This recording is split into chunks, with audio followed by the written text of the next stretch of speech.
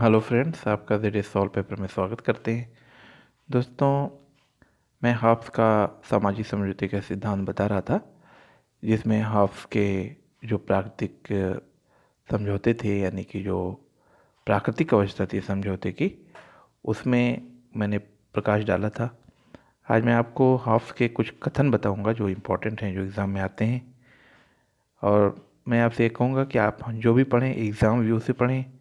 आप प्रोफेसर यहाँ ना बने, इसलिए कि अगर प्रोफेसर बनेंगे तो फिर पढ़ते रहेंगे, कभी उसका अंत ही नहीं होगा। तो आपको कम टाइम में एग्ज़ाम की पूरी तैयारी करना है, इस पर ध्यान देना है। तो हाफ्स के जो कथन है वो इम्पोर्टेंट है, वो आते हैं। हाफ्स कहते हैं कि कानून संप्रभु का आदेश है। ठीक है, याद रखिएगा, कानून संप्रभु का आदेश है। और हाफ्स का यह भी कथन है कि स्वतंत्रता नियंत्रण में निहित है। ये कथन बहुत आता है। और हाफ्स ये भी कहते हैं कि मैं और भय जुड़वा पैदा हुए हैं। ठीक है। और हाफ्स ये भी कहते हैं कि मनुष्य वहीं तक स्वतंत्र है जहाँ तक कानून चुप है। इस तरीके से आता है। और हाफ्स का ये भी कथन है, सबसे अच्छी अराजकता भी सबसे गंदे राज्य से हे है।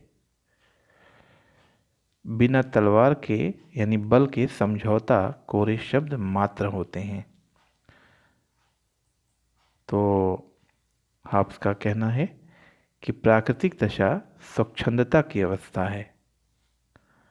हाफ्स के अनुसार प्राकृतिक दशा समाज और राजनीतिक पूर्व थी। एकदम टू द पॉइंट कथन याद रखिएगा। हाफ्स के अनुसार प्राकृतिक दशा समाज और राजनीतिक पूर्व थी। हाफ्स केवल एक समझौते की बात करता है। हाफ्स के अनुसार समझौते का आधार व्यक्तियों में आत्मरक्षा की भावना थी। हाफ्स निरंकुश राजतंत्र का समर्थक था, इसीलिए उसने 1642 के गृह युद्ध को अनुचित ठहराया। है ना, उसका ये कहना था कि राजा जो भी करता है वो सही करता है। तो राजा को हटाने के लिए 1642 ईस्वी में जो गृह युद्ध हुआ था, तो उसके लिए हाफ्स ने विरोध किया था, समर्थन एक तरीके से विरोध किया था, क्योंकि वो राजतंत्र का समर्थक था। ठीक है। हाफ्स चार्ल्स सेकंड का ट्यूटर था। ठीक, ये भी है, हाफ्स के बारे में आता है। हाफ्स की जो पुस्तक है लेवियाथन, उसको क्लेरेंडन ने जला दिया था। ये भी पूछा जाता है किसने जला दिया था। क्लेरेंडन ने जला दिया था। हाफ्स ने राज्य शब्द का प्रयोग नहीं किया है। याद रखिएगा, हाफ्स ने राज्य शब्द का प्रयोग नहीं किया है, बल्कि उसने कॉमनवेल्थ यूज़ किया है। याद रखिएगा, कॉमनवेल्थ। हाफ्स का जो कटु आलोचक था वो तो सीवी वाहन था। वाहन, ठीक, सीवी वाहन उसका कटु आलोचक था। और माइकल ओकशार्ट तथा मैकफरसन हाफ्स के समर्थक हैं। ऑक्सफोर्ड के अनुसार लेवियाथन दर्शन शास्त्र के क्षेत्र का आज भी महानतम काव्य है। हाँ, ऑक्सफोर्ड ने क्या लिखा है प्रशंसा में कि लेवियाथन दर्शन शास्त्र के क्षेत्र का आज भी महानतम काव्य है।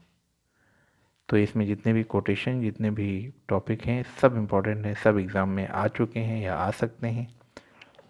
और सबसे समझ लिए हीरा है, जैसे खान से हीरा निकाला जाता है, वैसे ही राजनीति विज्ञान में सामाजिक समझौते से ये हीरा निकाला गया है। ये बहुत इम्पोर्टेंट है, आपके काम आएगा। आप इसको पढ़ते रहिए और कमेंट भी कर सकते हैं। अगर कोई चीज़ समझ में नहीं आता है तभी आप कमेंट करिए।